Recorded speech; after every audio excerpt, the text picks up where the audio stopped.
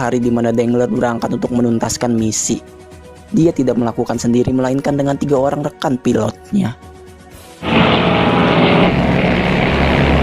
Pesawat tempur mereka beriringan menembus langit dan awan putih yang membentang. Lalu sampailah dia di perbatasan Laos dan segera menembakkan amunisi. Namun tiba-tiba sayap pesawatnya terkena tembakan, menyebabkan pesawatnya hilang ketinggian dan menghantam daratan dengan tajam.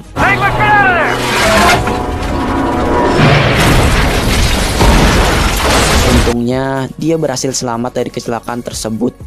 Namun naas, dia mendarat tepat di tempat pasukan Vietcong bersarang. Dia pun dikejar dan bersembunyi di dalam hutan.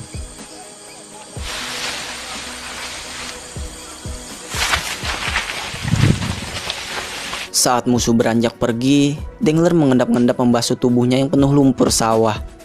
Dia pun meneruskan perjalanan melewati sungai dan rerumputan yang lebat menghalangi pandangan. Beberapa saat kemudian, dia membuka penyamaran dan mendengar suara helikopter yang mulai berpatroli. Kesempatan itu dia pakai untuk keluar, namun hampir saja ketahuan oleh penduduk sekitar. Lalu saat merasa aman, dia berlari menaiki bebatuan, berharap bahwa tim pencari akan kembali lagi. Di tengah teriknya matahari, harapan itu pupus dengan perlahan. Dengler pun beranjak ke sungai untuk menuntaskan dahaganya. Lalu ketika berbalik, musuh sudah menodongnya dengan senjata. Saat itu juga, dia diseret ke sebuah pemukiman, diikat di tengah jalan sambil disaksikan puluhan orang. Dia pun merengek ingin berak, namun tidak ada yang mengerti perkataannya. Kemudian, Dengler dipaksa mengikuti kemanapun mereka pergi.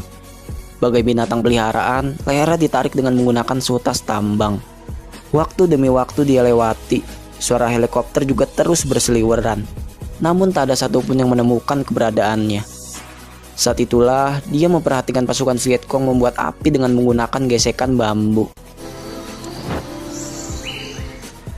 Hingga di suatu hari, dia dibawa oleh tentara ke suatu tempat, di mana di sana ia bertemu dengan seorang pria.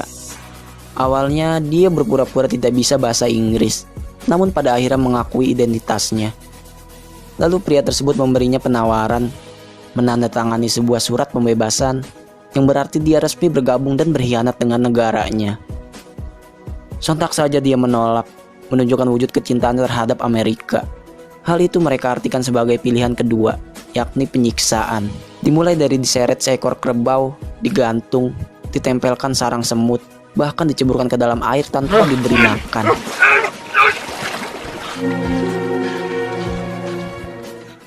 Belum puas dari itu semua, dia juga dibawa ke tempat pengasingan, sebuah camp di mana dia dimasukkan ke dalam gubuk bambu dengan status seorang tawanan.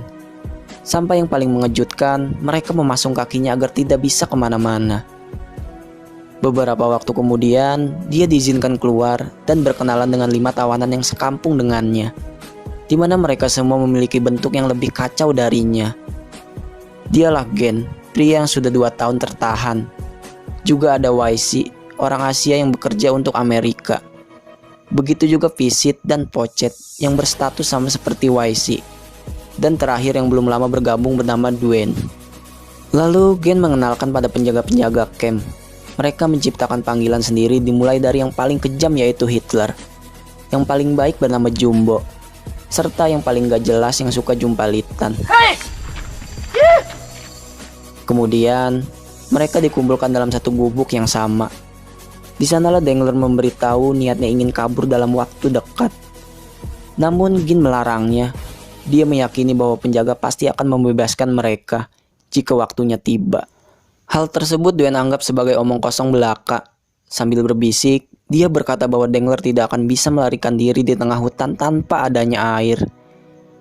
Memang gubuk ini bukan penjara, namun hutan di luar sanalah penjara yang sesungguhnya. Upaya kabur di siang hari juga sangat mustahil, karena ada 6 orang giat mengawasi. Dengler pun menjawab bahwa dia akan kabur di malam hari. The jungle is the prison. Don't you get it? You won't make it out of camp. There's 6 guys. Lalu seperti tertampar, malamnya dia dipasung dengan posisi zigzag bersama yang lain. Boro-boro berpikir kabur, bahkan Duen tidak bisa bergerak dan berak di tempat. Kemudian Dengler iseng bertanya, apakah ada paku di sini? Namun mereka tidak punya, karena semua properti terbuat dari bambu. Tapi tiba-tiba saja Pochet mengetahui. Esok paginya, mereka bekerja sama mengalihkan perhatian penjaga. Saat itulah Dengler mencabut paku yang sudah dia incar. Kemudian dia pun menggetok dan mengasah paku tersebut hingga tipis seperti kemauannya. Lalu saat malam tiba, terjawablah mengapa dia sangat membutuhkan paku, di mana paku itu ia gunakan untuk meloloskan tangan mereka. Pagi harinya, pesawat Amerika berpatroli. Saat itulah para penjaga didera rasa panik yang berlebih. Padahal pesawat tidak mungkin juga menemukan mereka dari jarak sejauh itu. Duen pun menjadi sasaran kemurkaan Hitler dengan luka di telinganya. Kembali malam hari, Dengler melafalkan doa pada Tuhannya, berharap hujan cepat turun agar mempercepat rencana pelarian diri. Namun Gen lagi-lagi melarangnya, mengancam akan berteriak jika dia tetap nekat kabur. Dasar anak setan. Kemudian pada suatu hari, seorang penjaga menggunakan senjata amatiran, hingga peluru itu muncrat bebas dan menyebabkan mereka tiarap dengan segera.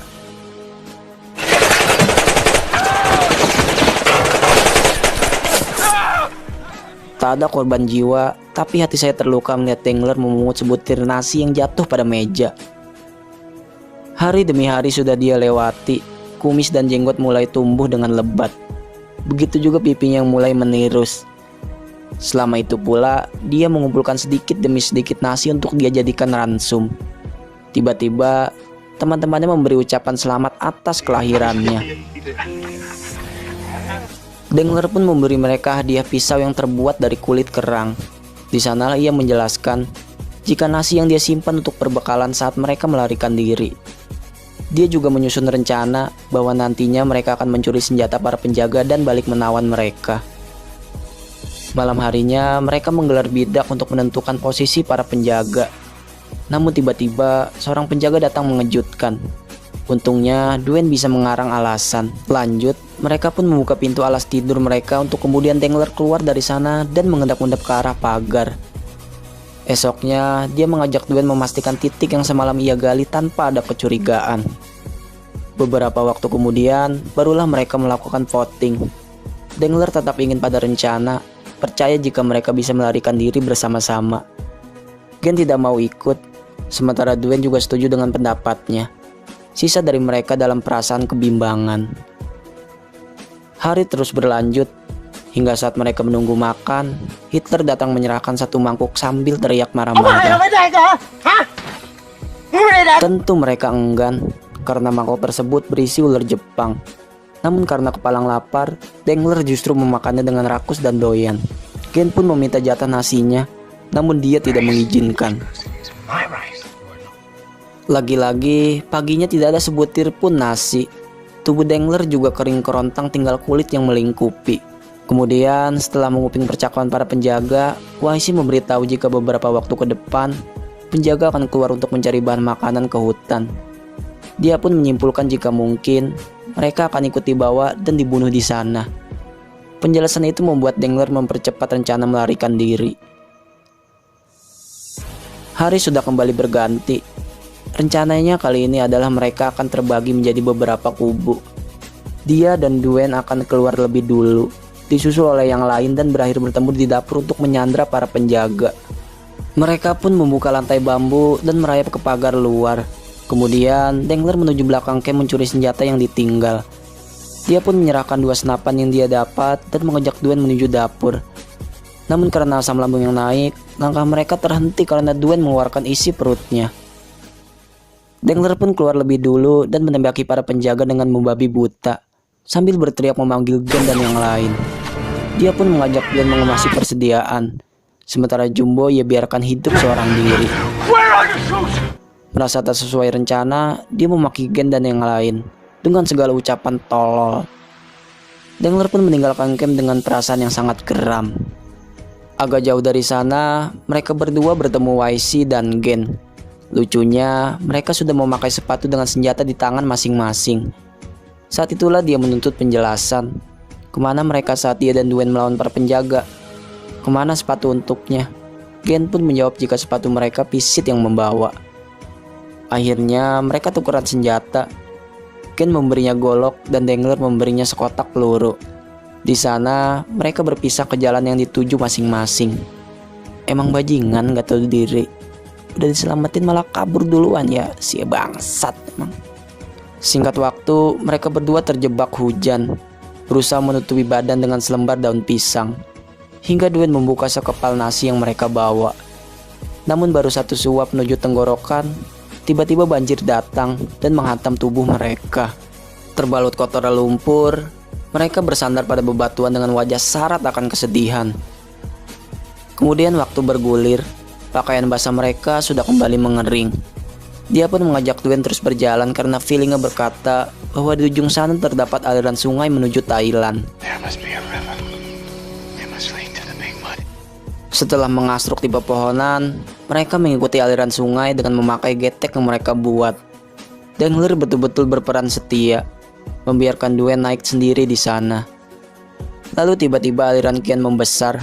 Mereka baru menyadari jika tak jauh lagi air terjun sudah menanti.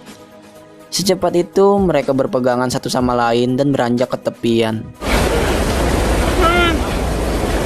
Hingga beberapa saat kemudian, di tengah gerimis yang membasahi bumi, mereka terpenung sambil membuka pakaian. Lalu nampaklah beberapa ekor lintah yang bahagia menggerogoti tubuh mereka. Niat keluar dari sana menemukan titik terang. Ternyata cobaan satu persatu datang menyulitkan. Hujan, dingin, dan sangat kelaparan. Sampai di satu tempat, Dangler menemukan seorang pria yang sedang menjala ikan. Namun dia hanya menatapnya kelaparan, karena menembak orang adalah tindakan yang tidak mau dia lakukan. Maka mereka memutuskan untuk membuang senapan yang sudah mereka ambil dengan susah payah. Kembali menggayuh langkah. Kali ini Dwayne berkata dia akan menyerah. Namun Dangler tetap di sisinya, memapah dan terus mengarungi malam hingga kembali berganti ke pagi lagi. Mereka pun berhenti di sebuah kampung yang rimba. Saat itulah dia melihat helikopter yang datang dan lekas berteriak lantang. Namun kecewa, helikopter itu tetap melaju meninggalkannya, menyisakan perasaan Dwayne yang mulai berputus asa.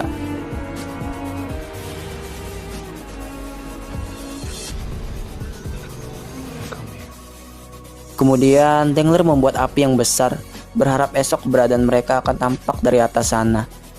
Namun saat tiba waktunya, dia justru hampir terbunuh sia-sia. Terbangun dengan tubuh ringkih dan bergetar, Dwayne menemukan Dangler yang menunduk lesu. Lantas setelah upaya yang gagal, mereka pun melanjutkan perjalanan menyusuri hutan. Sampai di tengah jalan, mereka melihat bocah yang membawa seember air. Mereka pun mengiba, meminta belas kasihan. Namun bocah itu tak mengindahkan. Justru yang terjadi adalah penduduk datang meneriaki mereka dengan ucapan Amerika.